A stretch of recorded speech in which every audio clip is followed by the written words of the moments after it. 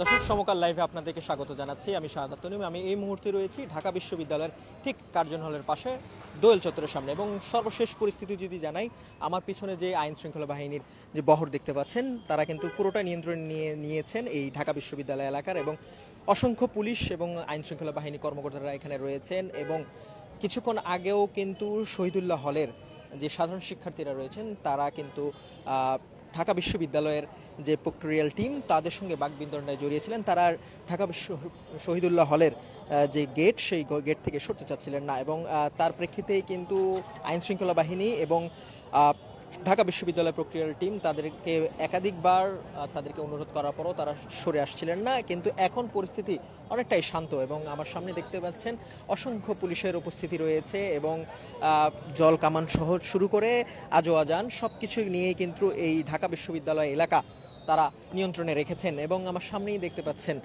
সেই চিত্র। এবং ঠিক ঢাকা বিশ্ববিদ্যালয়ের যে দোয়েল চত্বর, তার পাশেই রয়েছে, অর্থাৎ কার্জন হলের যে মূল ফটক, তার পাশে আমরা অবস্থান করছি। এবং আপনাদের কিছু যে জানিয়ে রাখি, কোটা বিরোধী আন্দোলনের জেরে ঢাকা বিশ্ববিদ্যালয়ে যে আন্দোলন চলছিল, অর্থাৎ বেলা 12টার দিকে রাজু ভাস্কর্যে একটি সমাবেশ হওয়ার কথা ছিল। সেই সমাবেশের সঙ্গেই কিন্তু ঢাকা বিশ্ববিদ্যালয়ের সাধারণ শিক্ষার্থীরা তারা সেখানে সমবেত হয়, এবং ছাত্রলীগের একটি সমাবেশও কিন্তু 3টার দিকে হওয়ার কথা ছিল।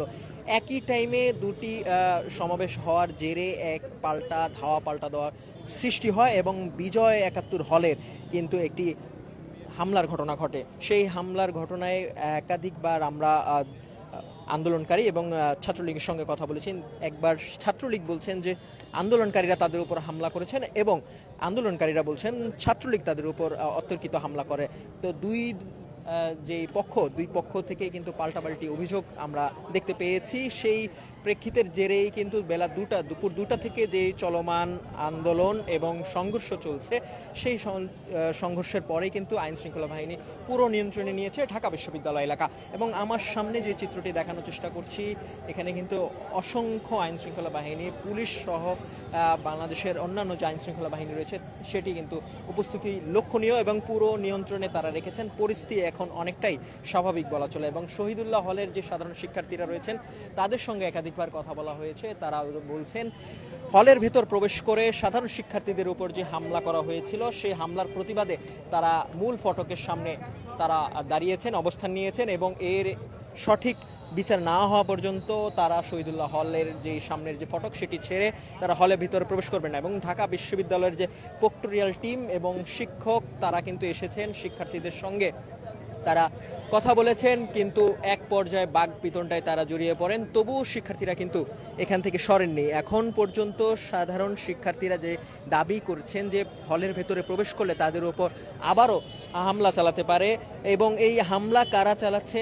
একাধিকবার আমরা তাদের সঙ্গে কথা বলছি। তারা কেউ বলছেন ছাত্রলীগ, কেউ বলছেন তাদেরকে অনেককেই চেনেন না। এবং ছাত্রলীগের সঙ্গে কথা বলে জানা গিয়েছে যে ছাত্রলীগ বলছেন যে তাদের উপরে কোটা আন্দোলনকারী যারা আছে, তাদের উপর হামলা চালিয়েছে। এই দুই পক্ষের যে হামলা, পাল্টাপাল্টি হামলা, সেই হামলার জেরে কিন্তু এখনো পর্যন্ত প্রায় 300-র মতো শিক্ষার্থী এবং সাধারণ মানুষ বিভিন্ন হাসপাতালে, ঢাকা মেডিকেল সহ বিভিন্ন হাসপাতালে ভর্তি হয়ে কিন্তু চিকিৎসা নিচ্ছেন। এবং এই কিছুক্ষণ আগেও আমরা কথা বলেছিলাম ছাত্রলীগের কেন্দ্রীয় নেতাকর্মীর সঙ্গে। তারা জানিয়েছেন যে জামাত শিবির থেকেই কিন্তু এই আন্দোলনের মধ্যে কিছু কতিপয় লোক তারা এটি ঢুকে পড়েছে এই আন্দোলনকে কেন্দ্র করে। সেই প্রেক্ষিতেই আসলে অতর্কিতভাবে হামলা চালানো হয়েছে, এবং আইন শৃঙ্খলা বাহিনীরা কিন্তু ঢাকা বিশ্ববিদ্যালয় এলাকাটি এখন পর্যন্ত নিয়ন্ত্রণে রেখেছেন। পরিস্থিতি অনেকটাই স্বাভাবিক। এবং ঢাকা বিশ্ববিদ্যালয় শহীদুল্লাহ হলের সামনের যে সড়কটি, সেটির চিত্র যদি আপনাদেরকে একটু দেখায়, পুরো সড়কটি কিন্তু অনেকটা ফাঁকায় রয়েছে। শুধুমাত্র গণমাধ্যম এবং কয়েকটি রিক্সা ছাড়া সাধারণ মানুষের প্রবেশ কিন্তু অনেকটাই কম উপস্থিতি লক্ষ্য করা গেছে। এবং আমরা কিছুক্ষণ আগেও ঢাকা বিশ্ববিদ্যালয় শহীদুল্লাহ হলের যে সাধারণ শিক্ষার্থীরা রয়েছে, তাদের সঙ্গে কথা বলেছি। তারা জানিয়েছেন যে হলের ভিতরে প্রবেশ করে কিন্তু অতর্কিতভাবে তাদের উপর হামলা চালায়, এবং তারা এখন অনেকটাই ভীত। তাদের উপর যদি আবার পুনরায় হামলা চলে, সেই কারণে কিন্তু তারা হলের ভেতরে প্রবেশ করছেন না। এবং আমার সামনে দেখতে পাচ্ছি এখন একটি মিছিল অগ্রসর হচ্ছে, এবং আমার পেছনেই কিন্তু আইন শৃঙ্খলার বাহিনী যারা রয়েছেন তারা সতর্ক অবস্থানে রয়েছেন।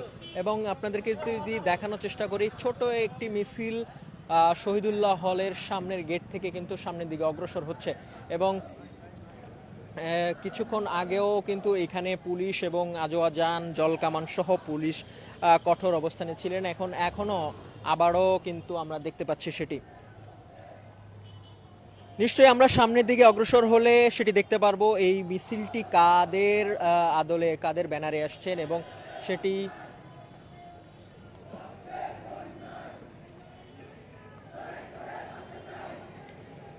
দর্শক ঢাকা বিশ্ববিদ্যালয়ের সর্বশেষ পরিস্থিতি যদি আপনাদেরকে দেখানোর চেষ্টা করি, শহীদুল্লাহ হলের সামনের যে সড়কটি এবং কার্জন হলের পাশে লাগোয়া যে সড়কটি সেটির সামনে আছি, একটি মিছিল আমরা দেখতে পাচ্ছি।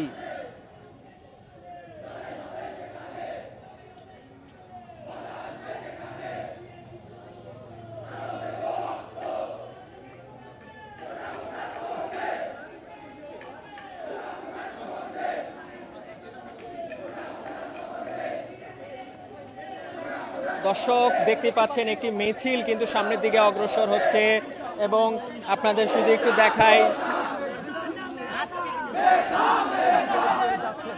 এবং সেখান থেকে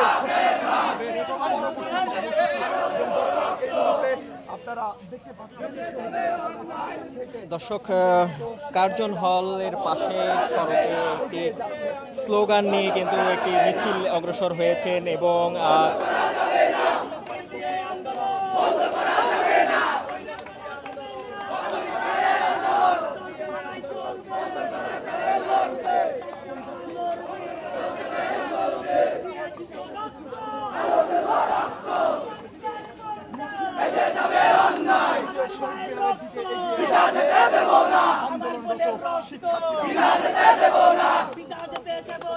আমার ভাইয়ের রক্ত বিনা যেতে দেব না, বিনা যেতে দেব না, বিনা যেতে দেব না, আরো দেব রক্ত, ভেসে যাবে অন্যায়, রক্তের বন্যায়,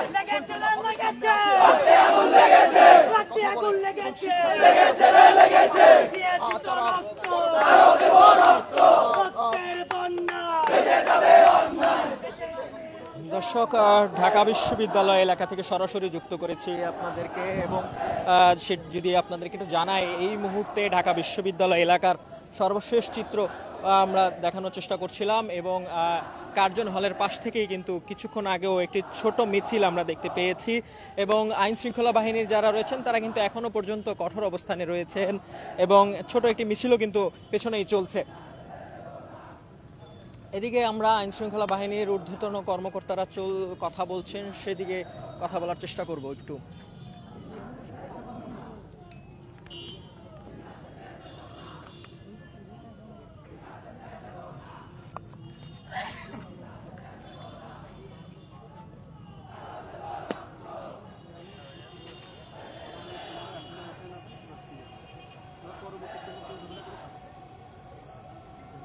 আর কোনো বৃদ্ধি করবে না, এখন এটা আমরা আমরাও তোমাদেরকে বলছি তোমরা প্লিজ তোমরা তো সব তোমাদের আমরা যদি কথাগুলো শুনে থাকি আমাদের ক্যাম্পাসে আমরা মুভ করতে পারবো, পারবো সবই পারবো আমরা তোমাদের সব কিছু তোমাদের যে নিরাপত্তা, যেমন আমরা এখানে এসে তোমাদের আমাদের